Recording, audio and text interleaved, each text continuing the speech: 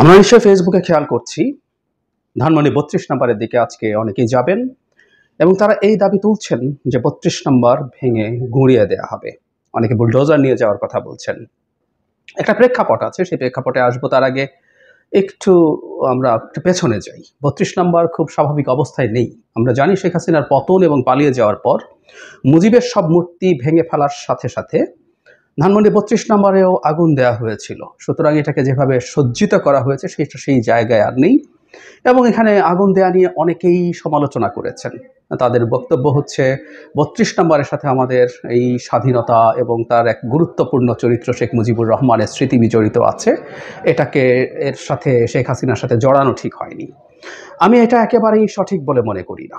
আমি আগে বা বহু জায়গায় ওই সময় বিদেশি বিভিন্ন মিডিয়াতেও শেখ মুজিবুর রহমানের মূর্তি ভাঙা এবং এখন যে ঘটনা ঘটেছে সেটার বিরুদ্ধে কথা বলেছি, সেটার পক্ষে কথা বলেছি। আমার বক্তব্য হচ্ছে এই রকম যে শেখ হাসিনার যে টাইরানি, তার যে মাফিয়া সরকার, সেই সরকারটা কি এক ধরনের বহিঃপ্রকাশ হচ্ছে যা ঘটেছে সেটা।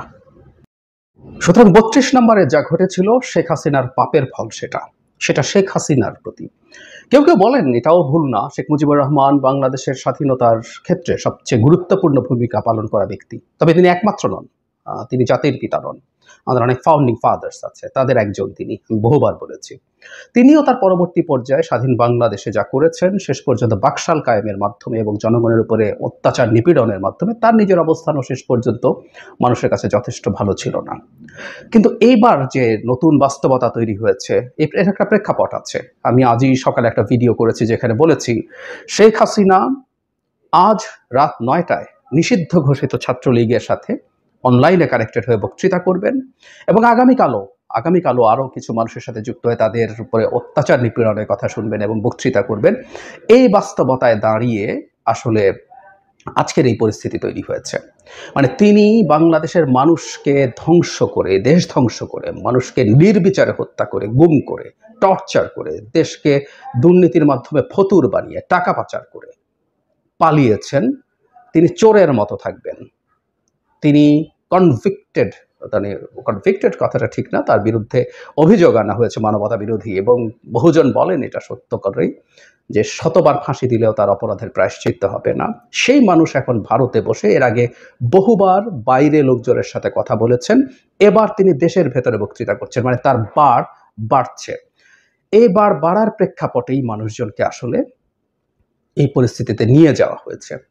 এখন এই কর্মসূচি কেমন হবে, এই কর্মসূচি ঠিক হবে কিনা, এই আলাপ আমরা অনেকে করছি, এটা খুব ভুলও না, এই আলাপ আসতেই পারে। কিন্তু এই কথাটা তো আমরা নিশ্চিতভাবে বুঝতে পারি এই পরিস্থিতি শেখ হাসিনা নিজে তৈরি করেছেন। ৩২ নম্বর যদি আজ ভেঙে গুঁড়িয়ে মাটিতে মিশে যায়, তার শতভাগ এবং একমাত্র দায়, আই রিপিট, একমাত্র দায় শেখ হাসিনার। এর আগেও শেখ মুজিবুর রহমানের ভাস্কর্য ভাঙা, ৩২ নম্বরে আগুন দেয়া সহ যা যা ঘটেছে তার কারণে ঘটেছে, তার অন্যায়, অপশাসন, দুঃশাসনের কারণে হয়েছে, তার বর্বরতা এবং অসভ্যতার কারণে হয়েছে। এখনও ঠিক তাই হচ্ছে। আওয়ামী লীগ যারা করতে চান, যারা আওয়ামী লীগের বিভিন্ন পর্যায়ের আছেন, তাদেরকে বোঝা দরকার এই ভদ্রমহিলাকে যদি তারা তাদের নেতৃত্বে রাখেন তাহলে তার পরিণতি ভালো কিছু হবে না। আমি সকালেই বলেছিলাম সোকল কর্মসূচি ডাকার নামে তিনি নতুন করে তার দলের লোকজনের জীবনে বিপদ ডেকে আনছেন এবং এখন এই পরিস্থিতি হচ্ছে। আমি আবারও বলছি, বিশ্বাস করি আজ যদি এটা ভাঙা হয়, ভাঙা পরিস্থিতি শেষ পর্যন্ত কী হবে জানি না, তার দায় শেখ হাসিনার। কেউ যেন এর সাথে জড়িত মানুষদেরকে কোনোভাবে ব্লেম না করেন।